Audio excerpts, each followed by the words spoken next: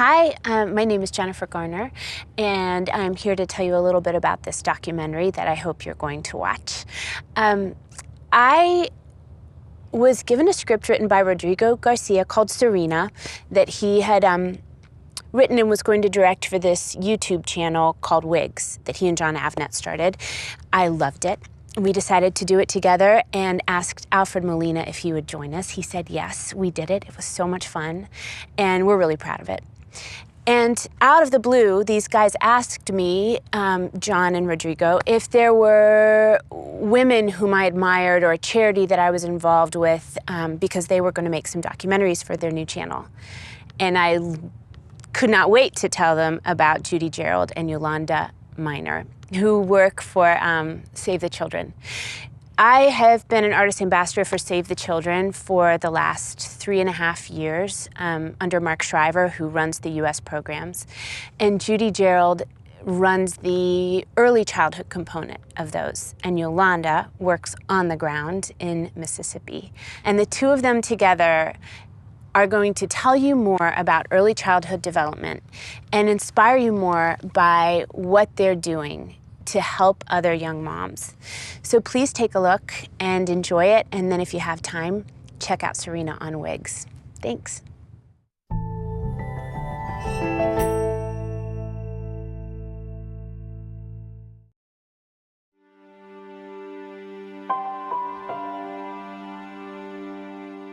Most of us are going along our merry way with blinders on, and we don't even see what's going on in some of our inner cities and some of our rural communities.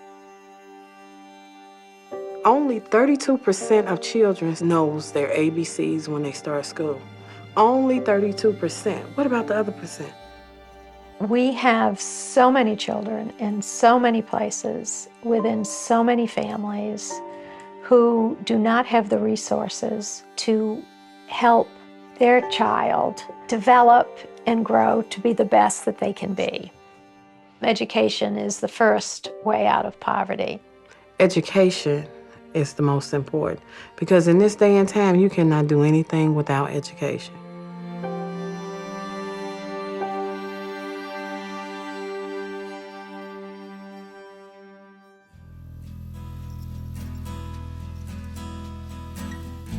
I'm Judie Jerald, and I live in Brattleboro, Vermont. I work from here for Save the Children. I am the U.S. program's early childhood advisor for Save the Children.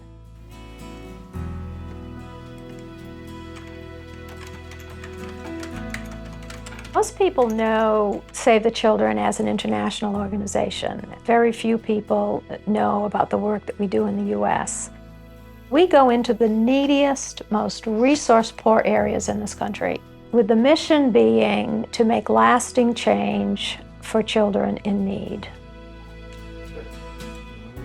When I was in college, it was the 60s. It was at a time when President Kennedy was saying, ask not what your country can do for you, but ask what you can do for your country. I bought into that, hook, line, and sinker. If I can change dramatically and permanently in a positive way one child's life each year, then I've earned my salary. 20% of our children nationwide are growing up in poverty. We know these children are not going to catch up. Once they get into kindergarten and first grade, if they're behind, they're going to stay behind. We've got just a tremendous problem here.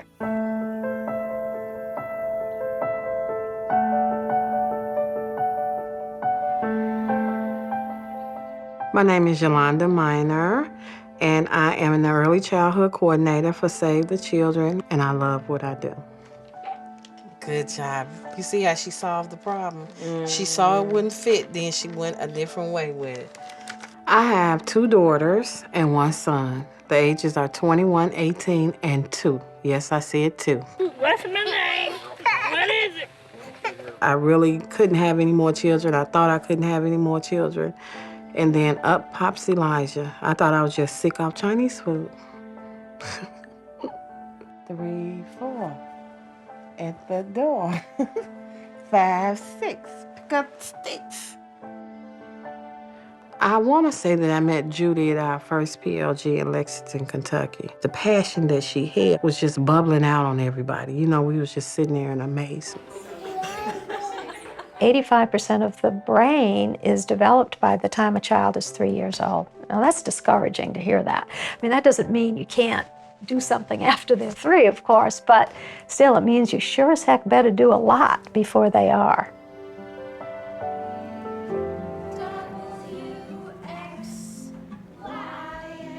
The Early Steps to School Success program is unique in a lot of ways. And it, of course, I developed it for Save the Children. I know she teaches in Vernon, right? She does, yeah. The Early Steps program is a program that targets children birth to 3 years of age and their parents.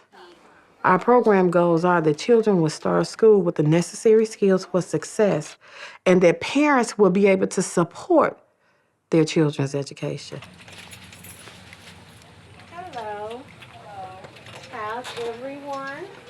We developed a home visiting model where going into people's homes and helping parents learn about infant-toddler development. And here's the new one. And you have 4 new books. And you have your monthly calendar in here to record how much you and your child are reading. It's a lot of parents today that don't know that children are actually learning from birth, that their brains are like sponges. They're always absorbing information. When Elijah was like 7 months, I started, making little things for him to do. Everyday interactions are gold mines for learning.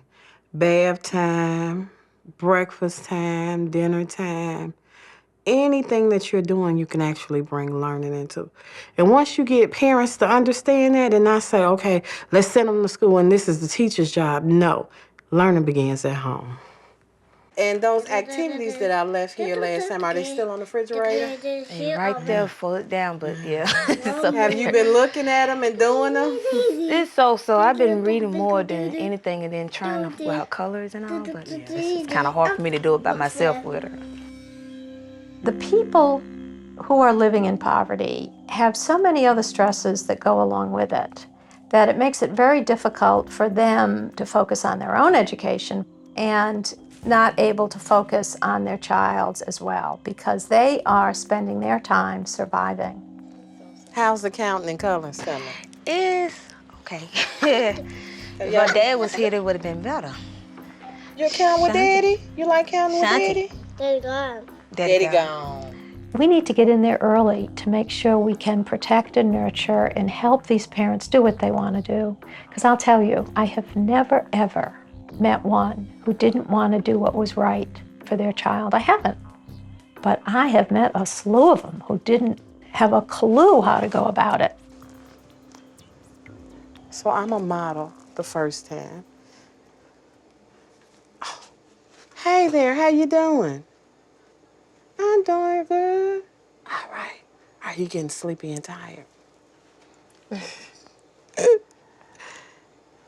We're gonna first go up. We're gonna put his arms down because we don't want to just leave it up like this and then, push it down. And we might break it. They're sensitive, when they're first born.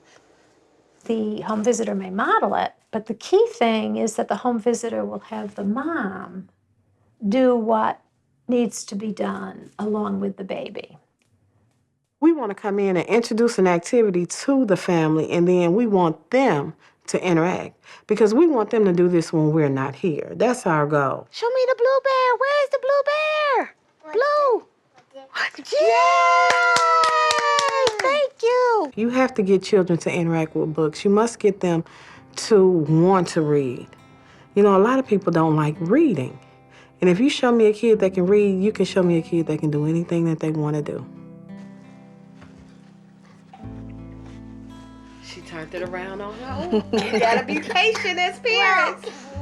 And how do you get vocabulary? You get vocabulary not by reading flashcards. You get vocabulary by being sung to, by being read to, by being talked with, not talked at.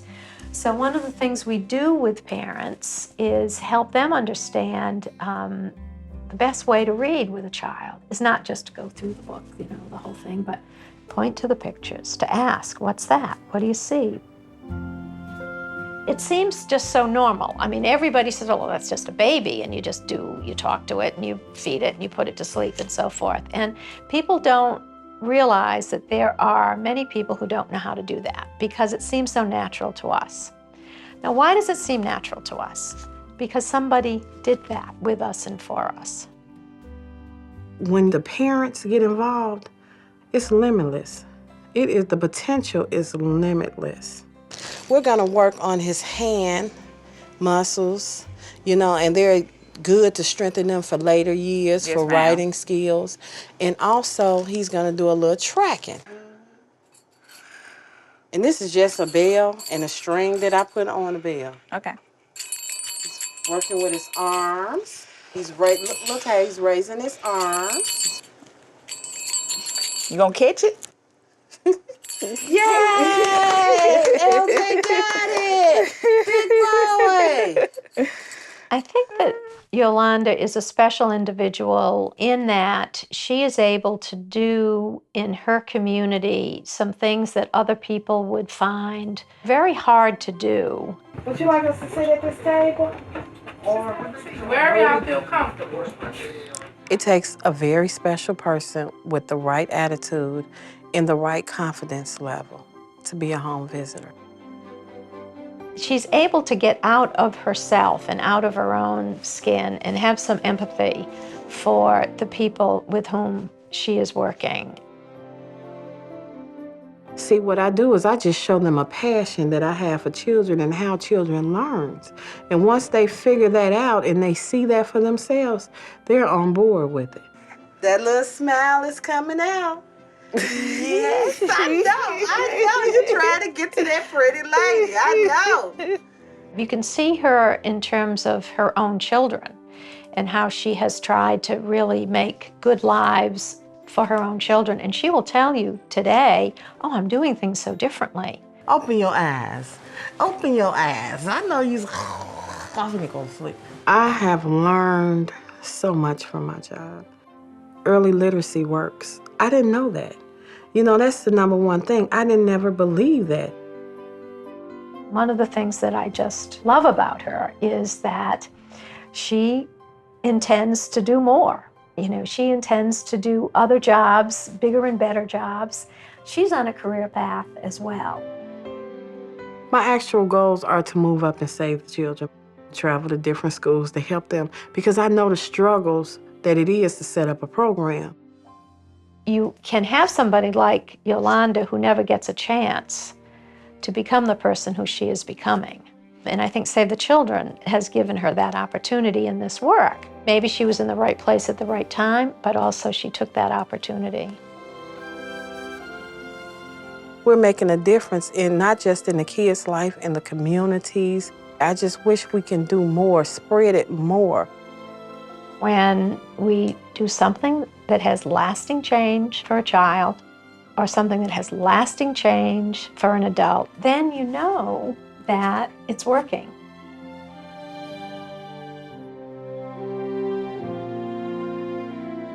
If you just think, what if every family knew that learning began at birth?